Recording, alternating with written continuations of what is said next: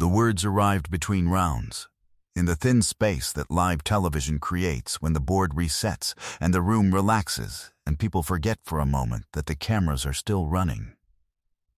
Kevin Marsh leaned toward his wife of 9 years, Sandra, who was standing one position to his right at the Family Feud podium, and said it clearly, "You're worthless. You've always been worthless. You can't even answer a question right." He did not whisper it. He did not calibrate it for the room. He said it the way people say things they have said many times before, in private, until the boundary between private and public stops mattering to them. Sandra Marsh, 38 years old, did not react. Not because she hadn't heard it, because she had heard it so many times that her nervous system had learned to process it without visible display, the specific adaptation of a woman who has been managing a room for years. She stared at the board. Her hands were still. Her chin was level. And Steve Harvey, standing 11 feet away, had heard every word. He looked at Kevin Marsh for exactly 30 seconds. Then he raised 2 fingers toward the security team at the edge of the stage and said 4 words, "Please remove him." Now, the audience erupted. Kevin Marsh did not move immediately. The security team moved for him. It was a Tuesday in May, and the studio had been running warm all day. The Marsh family had come from Nashville: Kevin, Sandra, Kevin's brother Derek, Sandra's sister Yvonne, and Yvonne's husband Paul. They had been selected through a standard casting process, and nothing in the green room evaluation had flagged what was visible in retrospect in almost every frame of footage from that afternoon, that Sandra Marsh moved through the world with the careful, compressed energy of a woman who has learned to take up as little space as possible. She smiled quickly, agreed readily, deferred to Kevin on every logistical question from the parking garage to the studio door. Yvonne had watched all of it and said nothing, because Yvonne had been watching all of it for 9 years and had learned that saying something made Sandra disappear further. Sandra Marsh was a licensed practical nurse who worked double shifts at a Nashville rehabilitation center 3 days a week. She had put Kevin through his electrician's certification program in 2018, paying the tuition from her nursing income while he completed the coursework. She had done it without complaint, without conditions, and without receiving acknowledgement that she had done it at all. She ran the household budget on a spreadsheet she updated every Sunday.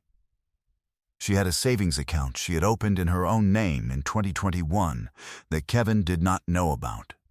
Not from deception, but from the specific kind of self-preservation that women develop when they have been told enough times that what they earn and what they manage belongs to someone else's assessment. Their daughter, Lily, 9 years old, had said something to Sandra the week before the taping while Sandra was helping her with homework at the kitchen table. Kevin had walked through the kitchen and made a comment about Sandra's handwriting on the practice worksheet, and Kevin had left the room. And Lily had looked at her mother and said, "Mama, why doesn't Daddy say nice things?" Sandra had not answered. She had redirected to the math worksheet. She had pressed the question down to where she kept the rest of them. Nobody in that studio knew what 9 years looked like from the inside. The game had gone adequately through 2 rounds. Kevin was aggressive at the buzzer and had gotten the first strike when he buzzed in on a question he had not thought through. Sandra had answered well twice without being acknowledged for it. The audience had warmed to Yvonne, who had an easy, deflective humor that kept the energy moving. Steve Harvey had done his usual work with the family, the banter, the timing, the reading of individual energy that he has been refining for 23 years. He had noted Sandra specifically. The casting file had noted her profession. The file had not noted anything else. But Steve Harvey has been in rooms for 30 years and has learned to read what rooms are not saying as well as what they are. Then the board reset between rounds, and Kevin Marsh said what he said. Steve Harvey heard every word. His face did not move immediately. He stood at his position, 11 feet away, and he looked at Kevin Marsh with the attention of a man who is making a decision that has already been made and is simply confirming it. He counted 30 seconds internally. The production team later confirmed via the master tape that it was 28 seconds. And then he raised 2 fingers toward the security staff at the edge of the stage and said, "Please remove him." Now Kevin Marsh said, "What?" He said it with genuine surprise. The surprise of a man who has never been responded to in this way, in a room he believed he controlled. The security staff were at his position in 4 seconds. Steve Harvey had already looked away from Kevin. He was looking at Sandra.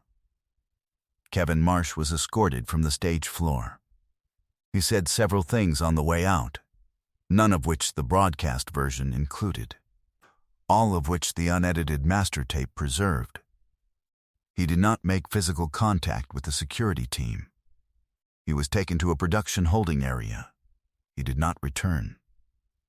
The studio fell completely silent for the 10 seconds it took Kevin to disappear through the side door. Then Steve Harvey walked to Sandra Marsh. He stood in front of her and he said, with no camera flourish, no elevated voice, no performance of any kind, "Are you all right?"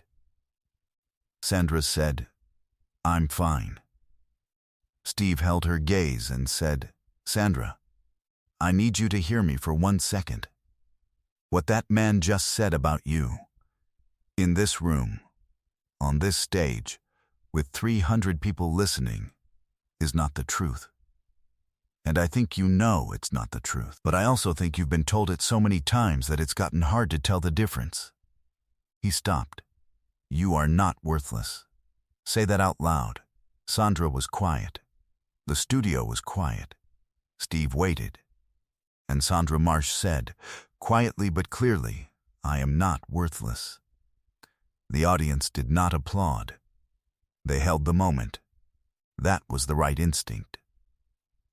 Steve turned to the cameras. He said, "I want to talk to everyone at home for a moment." He spoke for 90 seconds. He spoke about his mother, about watching her navigate a household where her voice was systematically minimized, about the specific damage that gets done not in dramatic moments, but in the accumulated weight of 1,000 small ones. He said, "The most dangerous abuse is the kind that never leaves a mark you can show anyone. It just leaves a mark on the way you walk into a room." He looked at Sandra. "You walked into this room holding yourself like someone who's been told to take up less space. I see you. This room sees you." He paused. "And your daughter is watching." Sandra Marsh made a sound that was not a cry and not a word.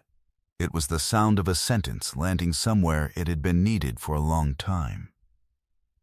Steve Harvey called his personal attorney from the stage floor. He did not frame it as advice. He framed it as information.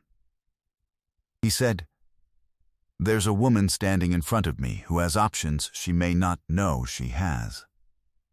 I want her to have a phone number before she leaves this building." The attorney provided the number of a family law resource center in Nashville that specializes in cases involving emotional and financial abuse. Steve gave Sandra the number directly and said, "This is yours. What you do with it is your decision. I just want you to have it." He announced that Sandra's side of the family, Yvonne, Paul, Derek, and Sandra, would receive the full day's prize, without Kevin's participation factoring into the calculation. He looked at Yvonne, who had been standing at the podium throughout with her arms crossed and her jaw set. He said, "Take care of your sister." Yvonne said, "I always have." It was the most loaded sentence spoken in that studio all day. The competing family, the Garcias from Memphis, had been standing at their podium in complete stillness. Their matriarch, Rosa, raised her hand and said, "We'd like to give our prize to her too." The audience stood. Steve Harvey nodded and said, "That's what this show is supposed to be." The episode aired 5 weeks later. The 30-second clip of Steve Harvey saying, "Please remove him," now was viewed 210 million times in 9 days. The hashtag #YouAreNotWorthless was used in 29 countries. 3 domestic abuse resource organizations reported a 40% increase in helpline calls in the week following the episode's broadcast and attributed the increase directly to the clip. 3 months after the taping, Sandra Marsh had filed for divorce. She was represented by an attorney at the Nashville Resource Center Steve Harvey had named from the stage. The petition was uncontested. The proceedings were completed in 7 months. A year after the taping, Sandra Marsh was working full-time at the rehabilitation center and had taken on a supervisory role she had been offered 2 years earlier and had declined because Kevin had told her she wasn't qualified. She had accepted it 3 weeks after the taping. Her supervisor said she had been the most capable person in the department for years and that everyone on the floor had known it. Lily Marsh, 10 years old, watched the episode with her mother on the night it aired. She watched the moment her mother said, "I am not worthless," out loud on national television. She asked her mother how it had felt to say it. Sandra thought for a moment. She said, "Like the first time I ever said something true." Lily wrote a story for school 2 weeks later. Her teacher submitted it to the school's writing award program. The story was about a woman who learned to say true things. Lily dedicated it to her mother. Today, Sandra Marsh has that dedication framed on the wall of her apartment, an apartment in her name, in a lease she signed herself, with a savings account in the corner of her budget spreadsheet, labeled with one word: mine. If this story about one woman's moment of truth and the room that finally saw her moved you, make sure to subscribe and hit that thumbs up button. Share this video with someone who needs to know that they are not what they have been told. Have you ever watched someone finally say the true thing out loud? Let us know in the comments. And ring that notification bell for more moments that remind us what it looks like when the world finally shows up for the right person.